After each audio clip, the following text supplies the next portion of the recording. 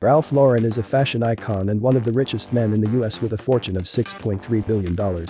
In fact, he is known for owning one of the most valuable car collections in the world, with vehicles so exclusive that they have been displayed in several museums. What many don't know is that Ralph Lauren grew up in a very humble family of Jewish immigrants and built an empire from nothing, selling ties door to door. Even so, did you know that the Ralph Lauren company was about to declare bankruptcy on several occasions?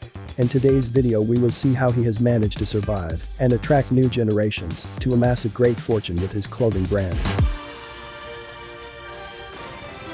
Ralph Lauren is actually named Ralph Lifshitz. When he was 16 years old, Ralph decided to change his last name because of the teasing he suffered at school. He had a very hard adolescence, but he took refuge in watching old Hollywood movies. In 1963 he began working as a glove salesman in a small family business called Brooks Brothers. 2 years later he started working for a tie manufacturer called de Brummel, where he convinced the head of the company to create his own designs. At this time, a friend named Warren Hellstein convinced him to watch a polo match. Ralph Lauren was fascinated when he saw in person everything he had seen on the big screen. Fancy clothes, hats, horses, it was like a Hollywood movie. This experience inspired him to create his own designs, and he opened his own business in 1967 at the age of 28 in a small office in the Empire State. He started making handmade ties with high-quality fabrics and tried to sell his ties at Bloomingdale's, a luxury department store, but the store only wanted ties if Ralph would remove his name from them. It was a great opportunity, but he turned down their offer and decided to sell them door to door. It was a great success. In its first year it turned over $500,000, far surpassing Bloomingdale's tie sales. So the store changed its mind and agreed to sell the curves under the name Ralph Lauren. In 1968 he launched the first complete collection of men's clothing. He named it Polo in honor of the sport that had inspired him so much. Thanks to this collection he won a COT, one of the most prestigious fashion awards.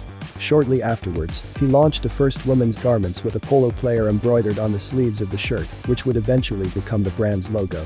In 1972, the famous Ralph Lauren polo shirts were launched in 24 colors. A very elegant garment that had become fashionable thanks to the French brand Lacoste. They were a resounding success and Ralph Lauren became one of the most prestigious designers in the world. However, growing so fast had taken its toll on the business, and the company had serious distribution and inventory management problems. Ralph had to use $100,000, all his savings, to save the business from bankruptcy. A critical moment when he realized that he alone could not manage the entire company. So he brought in a new partner, Peter Strapp, a retail management expert who bought 10% of Ralph Lauren for a mere $6,000. Together they managed to overcome this small bump in the road and lead the company to stardom. In 1974 Robert Radford wore Ralph Lauren clothes for The Great Gatsby, and in '77 Diane Keaton wore the same brand in Annie Hall directed by Woody Allen. Both films were box office hits and received several awards. His first store in London in 1981. From then on, Ralph Lauren followed a very similar strategy, launching products beyond fashion such as home decor, fragrances or accessories. But once again, when everything seemed to be going smoothly, the business was in trouble again. His brand had expanded around the world based on debt, but the investments were not paying off as expected. In 1994 Ralph Lauren decided to sell 28% of his business to Goldman Sachs for $135 million, and 3 years later the company went public to continue growing in other countries, at which point Ralph Lauren became the world's best-selling designer. But how have they reinvented their business for the new era? In 1992 they started with their sport polo line that had a great acceptance in urban fashion. Since then we have seen Ralph Lauren linked to sport as the official sponsor of Wimbledon or as the official designer of the US team for the opening and closing ceremony of the Olympics. And with the aim of rejuvenating the brand in 2020 it launched a collection to dress your avatars in Snapchat. It also recently partnered with 3D avatar platform Zepeto to launch its own collection for the virtual world of Roblox.